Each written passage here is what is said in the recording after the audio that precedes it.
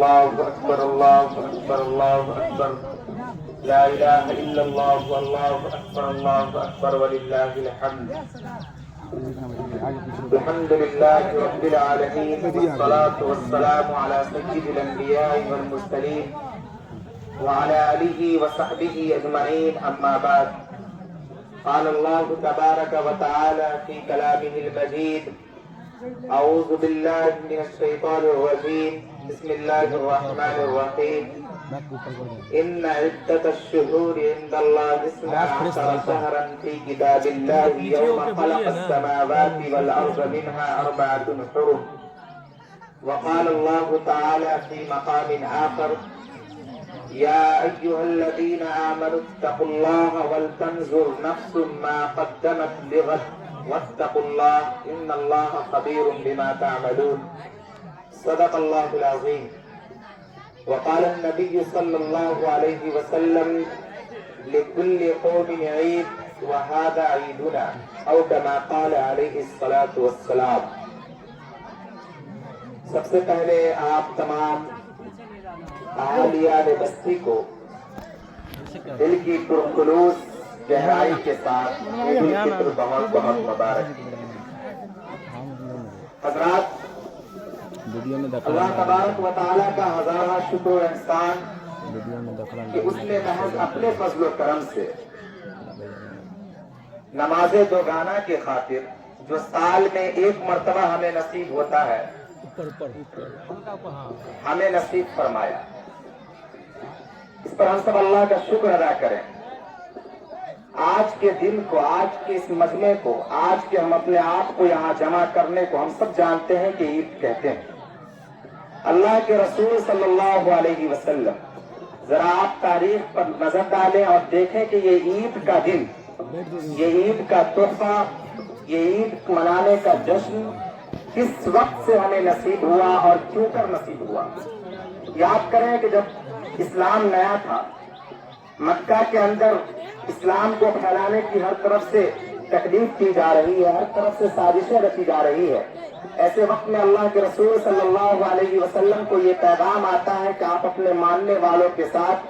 آپ اپنے متبعین کے ساتھ، صحابہ کرام کے ساتھ، جانثاروں کے ساتھ مدینہ منورہ کوچ کر جائیے، ہجرت کر لیجیے. لہذا اللہ کے رسول حکم خداوندی پر عمل کرتے ہوئے مدینہ منورہ تشریف لاتے ہیں. یہاں آتے ہیں. اس کے بعد دیکھتے ہیں تقریباً سن 8 یا 10 ہجری کے بعد کہ یہود و نصارہ ایک جشن منا رہے ہیں، خوشیاں منا رہے ہیں. ایک دن انہوں نے خاص کر رکھا ہے جس میں وہ خوشیاں مناتے ہیں. اللہ کے رسول صلی اللہ علیہ وسلم ان لوگوں سے پوچھتے ہیں کہ آخر تمہارا یہ خوشی منانے کا ریزن کیا ہے؟ تم آخر کس وجہ سے خوشی کو آج منا رہے ہو؟ کس وجہ سے آج تم اتنے خوش ہو؟ وہ لوگ کہتے ہیں کہ آج ہم لوگوں کا عید ہے، آج ہم لوگ اس دن کو عید منایا کرتے ہیں. اسی دن سے جناب محمد الرسول اللہ صلی اللہ علیہ وسلم نے اپنے خداوندی کے مطابق مسلمانوں کو بھی، شریعت اسلامیہ کے پابند مسلمانوں کو بھی، مومنوں کو بھی سال میں 2 مرتبہ اپنی خوشی منانے کا موقع دیا. سال میں 2 مرتبہ اپنے دل کو کھول کر خوش منانے کا موقع دیا تاکہ مسلمان اپنی زندگی کے اندر خوشیاں بانٹیں، خوشیوں سے ایک دوسرے سے ملے، آپس کی رنجشوں کو، آپس کے اختلافات کو، آپس کے جھگڑوں کو، آپس کی لڑائی کو ختم کرے، اور اس کے بعد عید کے دن ایک دوسرے کو دل کو صاف کر کے، دل کے آئینے کو دل کو صاف کر کے ایک دوسرے کو گلے لگایا جائے. یہ تھا عید کا پیغام. لہذا ابھی ہم اور آپ رمضان المبارک کے بعد آج اس عید کے اندر داخل ہوئے. آپ سب جانتے ہیں کہ اگر کوئی چھوٹا، کوئی بڑا کسی بڑے آدمی کا کام کر کے دیتا ہے تو وہ بڑا آدمی جو ہوتا ہے وہ چھوٹے کو انعام دیتا ہے. آپ مثال کے طور پر لے لیں، اگر کوئی مزدور ہے، اگر وہ اپنے آقا کا کوئی فرما برداری پوری کر دیتا ہے، اگر آقا نے جس کام کا حکم دیا تھا آقا وہ مزدور وہ کام کر دیتا ہے تو پھر اس کے بعد وہ آقا خوش ہو کر کے اس کو نوازتا ہے. پھر اس کے بعد وہ آقا اس کو بہت سی چیزوں سے نواز دیتا ہے. اس طرح ہر چھوٹے بڑے کا معاملہ ہے. اللہ تعالیٰ نے ہم لوگوں کو رمضان المبارک کے اندر کہا تھا یا ایھا الذین آمنوا کتب علیکم الصیام کما کتب علی الذین من قبلکم لعلکم تتقون. اے ایمان والوں روزے رکھو،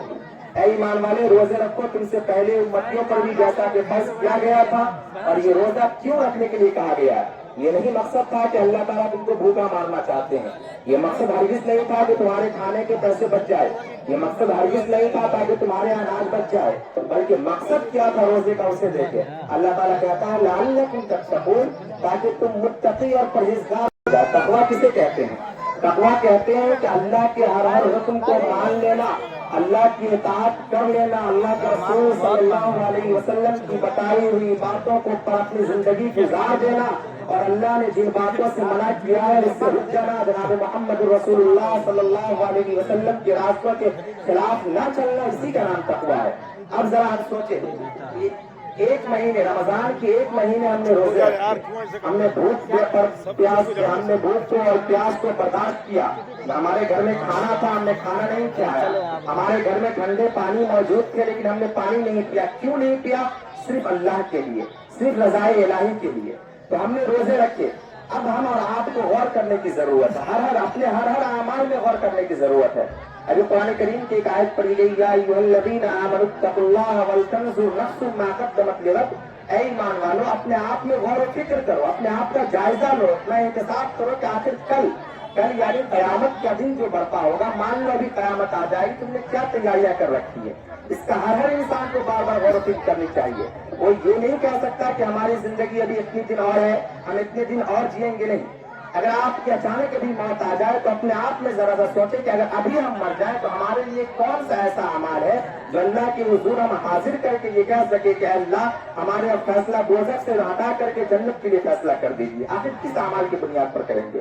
تو گویا کہ روزہ ہم نے رکھا، روزے کا غور کریں کہ روزے کا مقصد اللہ تعالیٰ نے ارشاد فرمایا تھا لعلکم تتقون، اے لوگوں روزہ اس لیے رکھو تاکہ تمہارے اندر تقویٰ پیدا ہو جائے۔ یہ ایک مہینے کا رمضان المبارک کا جو ٹریننگ کورس تھا، جو لوگوں کو ٹرین کیا گیا کہ اے لوگوں جب رمضان المبارک کے اندر حلال کھانے سے تم بچ جاؤ گے، اے لوگوں رمضان المبارک کے اندر حلال پانی پینے سے بچ جاؤ گے، اے لوگ رمضان المبارک کے اندر حلال چیزوں سے دور رک جاؤ گے، تو ظاہر سی بات ہے سال کے 11 مہینے تم حرام چیزوں سے بچ سکتے ہو۔ جب ایک مہینہ تم حلال سے بچنے کے لیے تیار ہو گئے تو حرام سے بچنا تمہارے لیے آسان ہو جائے گا۔ اب ذرا سا ہم غور کریں کہ کیا ہمارے اندر یہ صفت پیدا ہو گئی، کیا ہمارے اندر یہ احساس پیدا ہو گیا، کیا ہم اپنے دلوں کو اس پر گامزن کر گئے کہ اگر آج کے بعد بھی ہمارے سامنے کوئی حرام چیز آ جائے گی تو ہم اس سے رک جائیں گے؟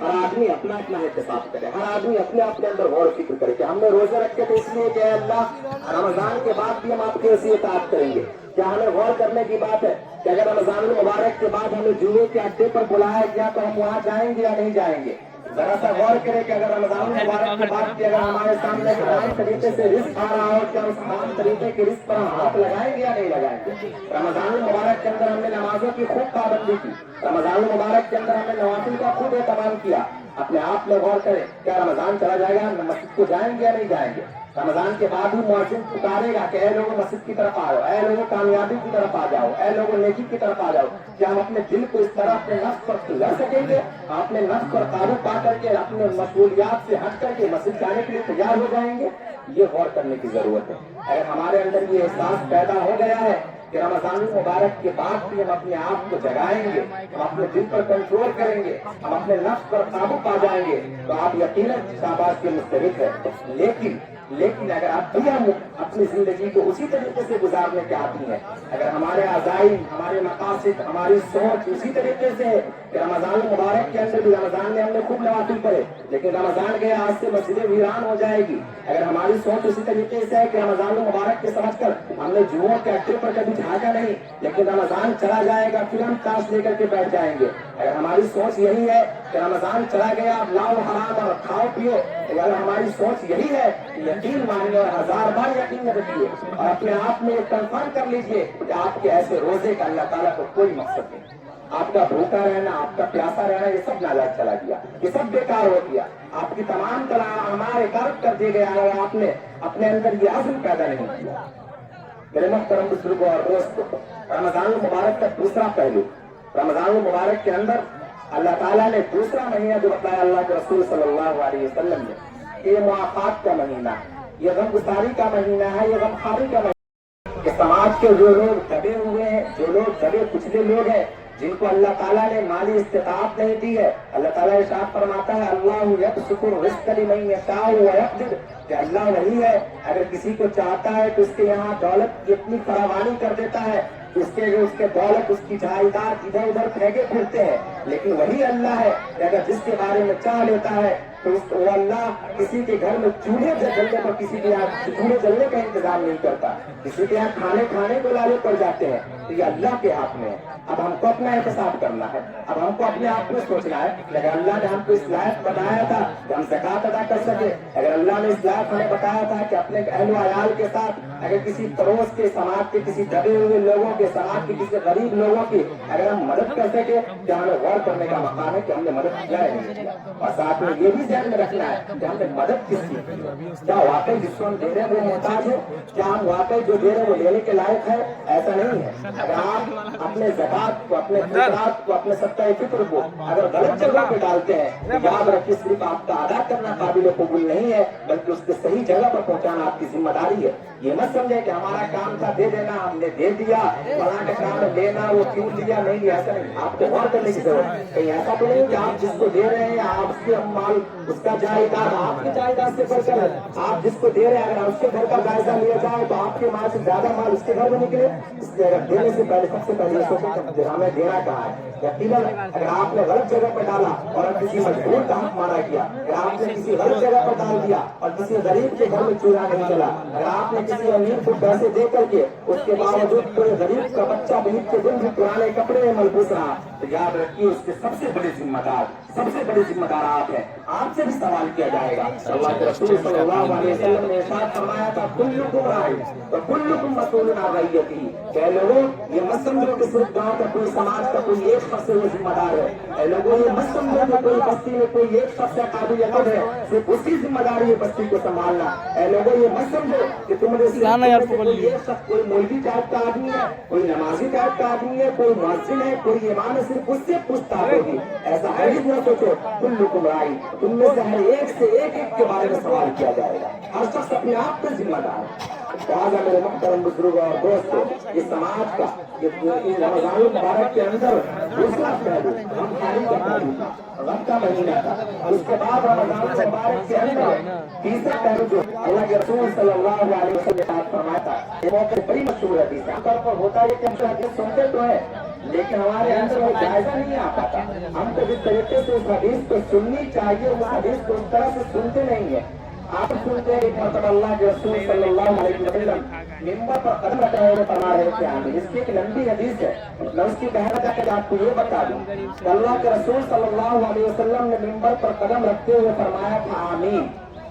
صحابہ کرام چونک اٹھے کہ اللہ کے رسول آخر کیا معاملہ ہے، آج سے پہلے میں نے آپ کو کبھی نہیں دیکھا کہ ممبر پر چڑھ رہے فرما رہے ہیں آمین۔ اللہ کے رسول صلی اللہ علیہ وسلم نے جواب دیا تھا، وہ دل کے کانوں سے سنیے اور اپنا جائزہ لیجیے۔ جناب محمد رسول اللہ صلی اللہ علیہ وسلم نے ارشاد فرمایا تھا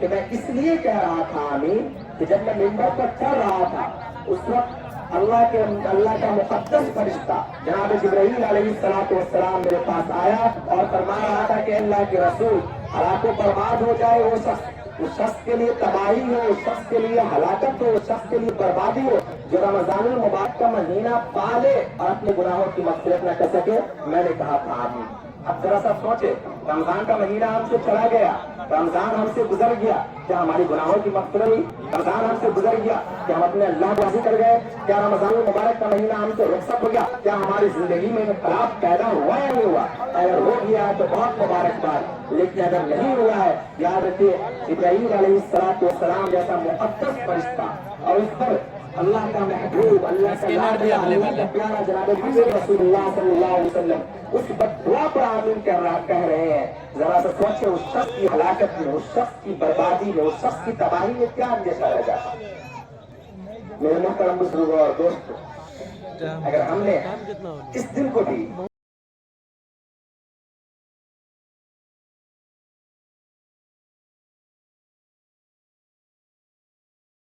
پیدا نہیں ہوا تو آج کے دن بھی اللہ کے سامنے حاضر ہو جائے۔ اللہ رسول صلی اللہ علیہ وسلم اللہ تعالیٰ عید کے دن بل فرشتوں سے فرماتے ہیں اس لیے کہ جب اللہ تعالیٰ نے انسانوں کو پیدا فرمانے کا فیصلہ فرمایا تھا تو فرشتوں نے کہا خلیفہ، کہ جب آپ کے رب نے، آپ کے اللہ نے فرشتوں کے سامنے کہا کہ اے فرشتوں، ہم اس دنیا کے اندر اپنا خلیفہ پیدا کرنے والے ہیں، روئے زمین پر اپنا خلیفہ بنانے والے ہیں جو انسان کی شکل میں ہوں گے، تو فرشتوں نے کہا کہ قال انی جاعلک للناس اماما، قال ومن ذریتی، قال لا ينال عهد الظالمین۔ ان کی آیت میں فرشتوں نے یہ اعتراض کیا تھا کہ اللہ ہم آپ کی عبادت کے لیے کافی ہے، اے اللہ ہم دن بدن آپ کے سجدے دیتے ہیں، اے اللہ ہم میں سے کوئی رکوع میں ہوتا ہے، کوئی قیام میں ہوتا ہے، کوئی سجدہ میں ہوتا ہے، انسان کر کے ایسے انسان کو آپ پیدا کریں گے جو روئے زمین پر جانے کے بعد ایک دوسرے سے لڑیں گے، جو روئے زمین پر جانے کے بعد ایک دوسرے سے جھگڑیں گے، آپ اس انسان کو پیدا کرنا چاہتے ہیں جو روئے زمین پر جانے کے بعد فساد برپا کریں گے۔ اللہ تعالیٰ نے فرمایا جو میں جانتا ہوں وہ تم نہیں جانتے، جو علم میرے پاس ہے وہ تم نہیں جانتے۔ لہٰذا اللہ تعالیٰ نے جب پہلے فرمایا تو یہ دن اللہ فرشتوں سے پوچھتے ہیں، فرماتے کہ فرشتوں کی جماعت ذرا بتاؤ اس مسجد کیا مزدوری ہو سکتی ہے جو اپنا کام پورا کرنے کی کیا مزدوری ہوگی؟ اللہ تعالیٰ اللہ کے فرشتے فرماتے ہیں اللہ آپ اس کا یہ ہے کس کی مزدوری دے دی جائے۔ اللہ تعالیٰ کہتے ہیں کہ اے فرشتہ گواہ رہ جانا، تم گواہ رہ جاؤ کہ ان اللہ کے بندوں نے، ان مسلمانوں نے، اس بستی والوں نے، ان لوگوں نے صرف میرے لیے روزے رکھے۔ اے فرشتوں گواہ ہو جاؤ کہ ان لوگوں نے صرف میرے لیے نمازیں پڑھی۔ اے فرشتوں تم گواہ ہو جاؤ کہ ان لوگوں کی اطاعت کا مقصد صرف اور صرف اللہ تھا۔ اے لوگوں تم گواہ ہو جاؤ، یہ لوگ چاہتے تھے کہ اپنے گناہوں کی مغفرت کرا لے، تم گواہ رہنا، اور قیامت کے دن میں تم گواہ رہنا، اور آج بھی تم گواہ ہو جاؤ کہ جب روز محشر قائم ہوگا ہم نے ان تمام لوگوں کی مغفرت فرما دی۔ وہ کن لوگوں کے لیے فرمانا ہے؟ جنہوں نے رمضان کا اہتمام کیا، جنہوں نے روزے رکھے، جنہوں نے نوافل کا اہتمام کیا، جنہوں نے تراویح کا اہتمام کیا، جنہوں نے قرآن کی تلاوت کا اہتمام کیا، ان لوگوں کے لیے پروانہ نہیں ہے جو رمضان المبارک کے اندر بھی جن کے گھر میں چولہے جل رہے تھے، رمضان المبارک کے اندر اس کے شیڈول میں کوئی کمی نہیں آ رہی تھی، کوئی برتری نہیں آ رہی تھی، رمضان المبارک سے پہلے جس طریقے سے اس کے یہاں 3 ٹائم کھانے بنا کرتے تھے دن کے اندر، اس طریقے سے اس کے یہاں بن رہے۔ رمضان المبارک کے اندر بھی جو شخص رمضان سے پہلے جوئے کے اڈے پر تھا اور رمضان کے اندر بھی جوئے کے اڈے پر تھا، رمضان المبارک کے اندر جس طریقے سے زندگی گزارنی چاہیے اس طریقے سے زندگی نہیں گزاری، اس کے لیے یہ پروانہ نہیں ہے۔ اصل پروانہ ان لوگوں کے لیے جنہوں نے رمضان کا اہتمام کیا، جنہوں نے مغفرت کرانے کی کوشش کی، جنہوں نے رمضان کے 3 اشرے یعنی رحمت کا اشرا آیا تو انہوں نے اللہ کی رحمت میں نہانے کی کوشش کی، جب اللہ کی رحمت کا نزول ہو رہا تھا اس کو پانے کی کوشش کی، اللہ نے مغفرت کا اشرا دیا، لوگوں نے اپنے گناہوں پر رویا، لوگوں نے اپنے گناہوں پر شرمندگی کی، اللہ کے سامنے حاضری دیا، آپ پہنچ کر اللہ کے سامنے گرایا۔ جب رمضان مبارک کا تیسرا اشرا آیا، آج سے خلاصی کا اشرا آیا، ان لوگوں نے اللہ سے جہنم سے پناہ چاہیے، اللہ کی جنت کا مطالبہ کیا، ان لوگوں کے لیے اللہ کے رسول صلی اللہ علیہ وسلم فرما رہے ہیں، ان لوگوں کے اللہ کے رسول صلی اللہ علیہ وسلم نے ارشاد فرمایا تھا کہ عید کے دن فرشتے ہر گلیوں میں، ہر محلے میں پھیل جاتے ہیں اور کہتے ہیں شاباش ہے اللہ کے بندو شاباش، اللہ کے فرشتے شاباشی دیتے ہیں، مبارکباد دیتے ہیں، مبارکبادی دیتے ہیں، تم نے رمضان مبارک کا اہتمام کیا، اللہ کے بندو تمہاری مغفرت کر دی گئی، جاؤ اب اپنا انعام لوٹ لو، جاؤ اللہ سے جو مانگنا ہے مانگ لو، اللہ تم سب کو نواز دے گا۔ یہ میرے محترم بزرگ اور دوستو یہ سوچنے کا مقام، ساتھ ہی ہم اور آپ رمضان مبارک کے اندر جو اعمال کی اس کا جائزہ لینے کا بھی وقت ہے۔ اللہ کے رسول صلی اللہ علیہ وسلم کے داماد اور اللہ کے چچازاد حضرت عید کے دن سوکھی روٹی کھا رہے، عید کے دن سوکھی روٹی کھا رہے، خلیفۃ المسلمین ہے، وقت کے پرائم منسٹر ہے، تو اس سلطنت پر ان کا قبضہ ہے، عید کے دن سوکھی کھا رہے ہیں۔ لوگوں نے کہا کہ اے امیر المومنین، اے خلیفۃ المسلمین، کیا ماجرا ہے، عید کا دن اور آپ کے یہاں سوکھی روٹی؟ حضرت علی رضی اللہ تعالیٰ کی آنکھوں میں آنسو آ گئے، زر و قطار رو رہے ہیں اور کہہ رہے ہیں کس بات کی عید، کس بات کی عید؟ کیا پتہ ہمارے اعمال قبول ہوئے بھی نہیں ہوئے، کیا پتہ ہم نے جو روزے رکھے وہ اللہ کے حضور قبول ہوا یا ہمارے منہ پر مر گیا، کیا پتہ ہم نے تلاوت کی تھی اور تلاوت اللہ کے حضور میں قابل قبول یا ہم کو لوٹا دیا گیا۔ یہ سوچنے کا مقام، اللہ تعالیٰ کی رحمت سے دونوں امید رکھنے کا مقام۔ حضرت عمر رضی اللہ تعالیٰ فرمایا کرتے تھے کہ جب قیامت کا میدان قائم ہوگا اور اللہ تعالیٰ کہے گا سب کے سب جہنمی ہیں، صرف ایک شخص جنتی ہے، حضرت عمر کہا کرتے تھے کہ اللہ کی رحمت سے مجھے یہ امید ہے کہ وہ جنتی میں ہوں گا، اور اللہ نے فرمایا کہ تمام کے تمام جنتی صرف ایک جہنمی ہے، تو مجھے امید ہے کہ وہ جہنمی میں ہوں گا۔ پتہ یہ چلا کہ اللہ کی رحمت سے اتنی امید رکھنی چاہیے، لا تقنطوا من رحمت اللہ، لوگ اللہ کی رحمت سے مایوس نہ ہو، لیکن اپنے اندر اتنا بھول جانے کی بھی ضرورت نہیں ہے، اتنا فخر کرنے کی ضرورت نہیں ہے، اتنا اپنے آپ کو اونچا سمجھنے کی ضرورت نہیں ہے، ارے ہم نے روزے رکھ لیے ہمارے روزے تو قبول ہو ہی گئے ہوں گے، نہیں، अपने अंदर जायजा लेने की जरूरत है। हज़रत अली रज़ी अल्लाह ताला अन्हु वो लोग जिन्होंने एहतमाम का खूब एहतमाम किया, वो लोग जब नमाजें पढ़ रहे हैं तो पाँव में वरम आ जा रहा है, वो लोग जब नमाजों को अदा कर रहे हैं तो इस हालत में अदा कर रहे हैं कि आंख से आंसू गिर रहे हैं। उन लोगों को अपने अमाल में कबूल होने में डाउट लगा हुआ है कि कबूल होगा या नहीं होगा। हम और आप क्या है, हमारा और आपका क्या मकाम? हम तो इस तरीके के रोजे रखे कि हम रोजे रखे हुए एक दूसरे को गालियां दे रहे हैं, हमने रोजे रखे और कान से गाने सुने, हमने रोजे कान से दूसरों की बुराइयां सुनी, हमने रोजे रखे जबान से किसी की ग़ीबत की, हमने रोजे रखे जबान से चुगलखोरी की, हमने रोजे रखे आंख से बदगोई की, हमने रोजे रखे आंख से गलत चीजों को देखा। ये है हमारा मामला। फिर भी हम इतने भूल जाते हैं कि हमने रोजे रख लिए, बहुत बड़ा काम कर दे। नहीं, अल्लाह से अब दुआ करने का वक्त है। ये ईद का दिन जहाँ खुशी का वक्त है, वहाँ जायजा लेने का वक्त है कि हमने क्या खोया और क्या पाया, और अगर क्या कुछ खो दिया है तो उस पर अल्लाह के सामने रोने की जरूरत है। अल्लाह हमसे इस मर्तबा गुस्ताखी हो गई, आइंदा इंशाअल्लाह अगर आपने हमें रमजान में असर किया तो इंशाअल्लाह हम आपकी इबादत में, हम आपकी इताअत में हम कमी नहीं करेंगे। और जो अमाल हमने किया उस पर अल्लाह का शुक्र अदा करने के साथ साथ ये बात भी अल्लाह से दुआ करें कि अल्लाह हम आपके कमजोर बंदे, आपके आजिज बंदे, आपके नादिर बंदे, अल्लाह हमने जिस तरीके से टूटी फूटी इबादत की, हमने आपकी इबादत का कमा हक अदा नहीं किया, जैसे आप चाहते थे वैसा नहीं घटा, लेकिन अल्लाह जैसा मैंने किया वैसा कबूल कर ले, जैसा मैंने किया वैसा कबूल कर ले और इसको मेरे लिए निजात का जरिया बना दे। इस तरीके से अगर हमने किया, अल्लाह की रहमत से उम्मीद होने की जरूरत नहीं है। अल्लाह ताला कहते हैं कि ऐ लोगों, तुम अगर एक कदम बढ़ाते हो मेरी रहमत 10 कदम बढ़ाकर तुम्हारा इस्तकबाल करती है, तुम्हें हाथ में थामने के लिए तैयार रहती है। तुम आओ तो सही, तुम दरबार खुदाबंदी का रुख तो करो, हम खुद आगे बढ़कर तुम्हारा हाथ संभाल लेंगे। ये अल्लाह की रहमत। लिहाजा मेरे मोहतरम बुजुर्ग और दोस्तों, रमजान मुबारक के अंदर अगर जो शख्स ने अपने अमाल को सही किए, अपनी रूटीन में चेंजिंग की, अपने शेड्यूल को बदला, और वो शख्स बहुत काबिल कद्र है, उन लोगों को मुबारकबाद के मुस्तहिक है वो लोग। लेकिन जिन लोगों से रमजान का आशरा, रमजान का महीना खत्म हो गया और उसकी जिंदगी में कोई तब्दीली नहीं आ सकी, कोई इनकलाब पैदा नहीं हो सका, उन्हें अपने आप को करने के साथ अल्लाह के हुजूर हाजिर होने की जरूरत है, अल्लाह के सामने रोने की जरूरत है।